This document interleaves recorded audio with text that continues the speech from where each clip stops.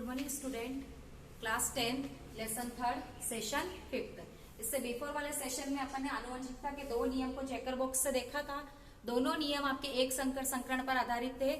उसमें अपन ने पहला नियम देखा था प्रभाविता का नियम, दूसरा अपन ने देखा था पृथक्करण का नियम। आज अपन तीसरा नियम देखेंगे स्वतंत्र अपयूहन का नियम। स्वतंत्र यानी फ्रीली अपयूहन का मतलब एक पीढ़ी से दूसरी पीढ़ी में संचरित करना। ये नियम आपका द्विसंकर संकरण पर आधारित है। यहाँ पे अपन ने देखेंगे दो दो लक्षणों को लिया है। पीला गोल, बीज गोल है, फली का रंग पीला है, बीज जुड़ीदार है, फली का रंग हरा है।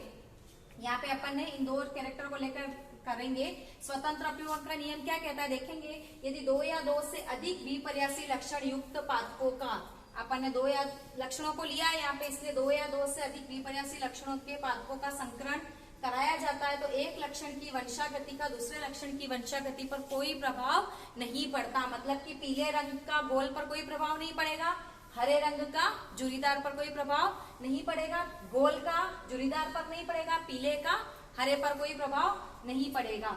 अर्थात विभिन्न लक्षणों के युग्म विकल्पी एक दूसरे के प्रति स्वतंत्र रूप से व्यवहार करते हैं।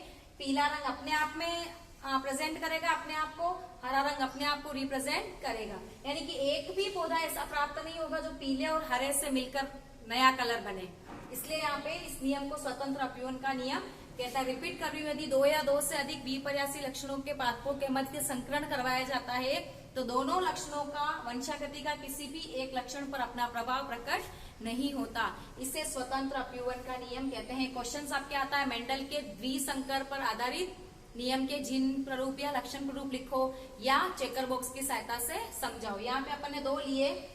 कैपिटल जो लेटर है वो आपके प्रभावी लक्षण को निरूपित करते हैं, यानी कि ये दोनों ही कैरेक्टर अगली पीढ़ी में अपना प्रभाव प्रकट करेंगे। ये आपके जो दूसरे कैरेक्टर लिए हैं हरा और जुरीदार, वो आपके अप्रभावी लक्षण को निरूपित करेंगे, यानी कि साथ में रहेंगे पर डोमिनेंट नहीं होकर रिसेसिव फॉर्म में रहेंगे। इन दोनों के बीच में अपन ने F1 पीढ़ी प्राप्त की जिसके अपने को युग्मक मिले Y, R और R, यानी कि capital Y, small y, capital R, small r। Capital Y जो है आपका पीला, स्मॉल r हरा, ये आपका राउंड यानी कि गोल, और ये आपका जुड़ीदार। ये आपकी F1 पीढ़ी में अपने को पीले और गोल विषम युग्म की पौधे प्राप्त होंगे।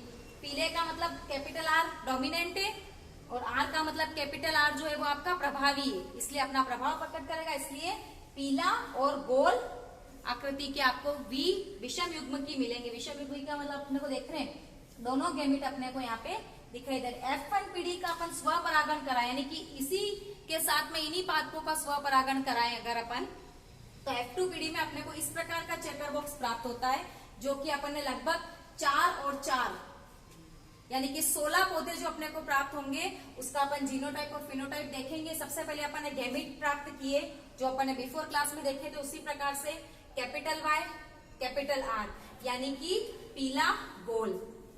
देखो आप यहाँ पे क्या बनेगा, पीला और जुड़ीदार, हरा और गोल, और ये आपका कैसा बनेगा, हरा और जुड़ीदार। सेम यहाँ पे अपन रिपीट करेंगे, दोनों के बीच में क्रॉसिंग करवाएंगे या संकरण करवाएंगे तो इस तरह की इंडेक्स मिलेगी। आप इसको यहाँ पे थोड़ा सा देखेंगे, Y दोनों के बीच में अपन ने क्रॉस करवाया तो capital Y, capital R, capital R। इसको इससे कराएंगे, देखेंगे capital Y, small capital R, small r, हमेशा कैपिटल पहले लिखेंगे। तीसरा अपन देखेंगे capital Y, small y, capital R, small r। Fourth अपन देखेंगे कैपिटल और स्मॉल।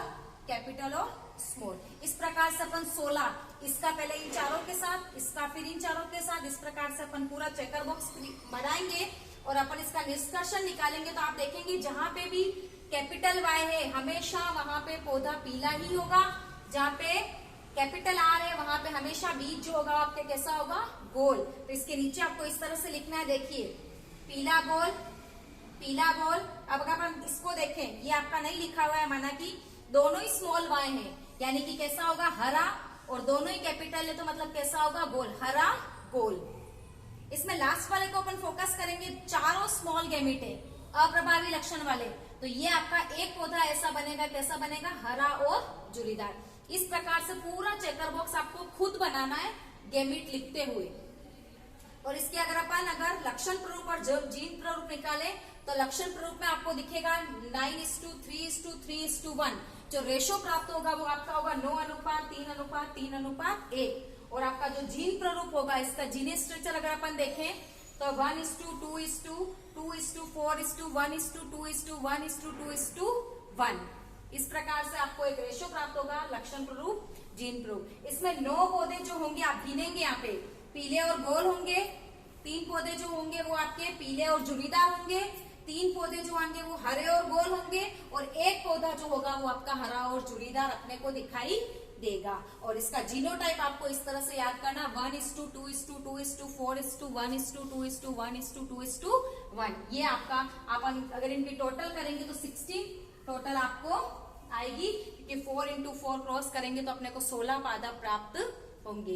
इस प्रकार से मेंडल का तीसरा नियम, स्वतंत्र अपीवन का नियम, यहाँ पर हमने समझाया। आप घर पे चेकर बॉक्स बनाएं, इसके गैमेट को आपको क्रॉस करते हुए लिखें और फिर नीचे आप इसमें लिखें। ठीक है, नेक्स्ट अपन देखते हैं अगली वीडियो में। Thank you.